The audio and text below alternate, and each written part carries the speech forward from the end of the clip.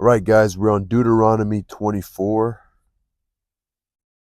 When a man hath taken a wife and married her, and it come to pass that she find no favor in his eyes because he hath found some uncleanliness in her, then let him write her a bill of divorcement and give it in her hand. A bill of divorcement. And give it in her hand and send her out of his house. And when she is departed out of his house, she may go and be another man's wife. And if the latter husband hate her, and write her a bill of divorcement and give it into her hand and send her out of his house, or if the latter giveth in her hand and sendeth her out of his house, or if the latter husband die, which took her to be his wife, her former husband which sent her away may not take her again to be his wife. After that she is defiled, for that is an abomination before the Lord. Thou shalt not cause the land to sin, which the Lord thy God giveth thee for an inheritance.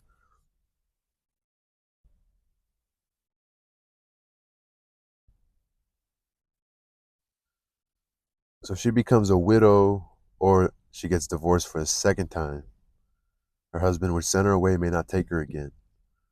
When a man hath taken a new wife, he shall not go out to war, neither shall he be charged with any business, but he shall be free at home 1 year, and shall cheer up his wife which he hath taken.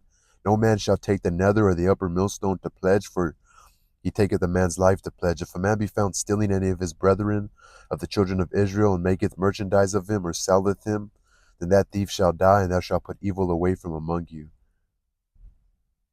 Take heed in the plague of leprosy, that thou observe diligently, and do according to all that the priests, the Levites, shall teach you, as I commanded them, so ye shall observe to do. Remember what the Lord thy God did unto Miriam by the way, after that ye were come forth out of Egypt.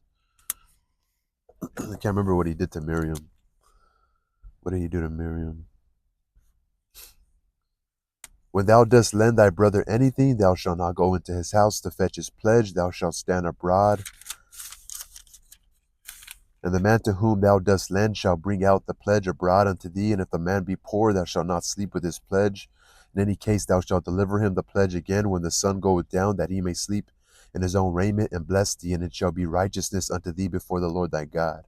Thou shalt not oppress a hired servant that is poor and needy, whether he be of thy brethren or of thy strangers that are in thy land within thy gates. Thou shalt not oppress a hired servant that is poor and needy. At his day thou shalt give him his hire, neither shall the sun go down upon it, for he is poor and setteth his heart upon it, lest he cry against thee unto the Lord, and it be sin unto thee. The fathers shall not be put to death for the children, neither shall the children be put to death for the fathers. Every man shall be put to death for his own sin. It's kind of like maybe debt as well. Like you shouldn't be in debt because your father was in debt, which would honestly make probably your father make better decisions because he really, or your parent, they wouldn't get in debt because they know their decisions affect you, you know? But then you see how maybe the decisions that they make has nothing to do with any like economic success, but more morals, values, influence, you know? Parents still make stupid decisions. So, thou shalt not pervert the judgment of the stranger, nor of the fatherless, nor take a widow's raiment to pledge, but thou shalt remember that thou was a bondman in Egypt, and the Lord thy God redeemed thee thence. Therefore I command thee to do this thing. So let me go back right here. It says, the father should not be put to death for the children. Like whatever the children do shouldn't be the father's fault. It all depends. But really, if a child should not be punished for what their parent does. That makes sense.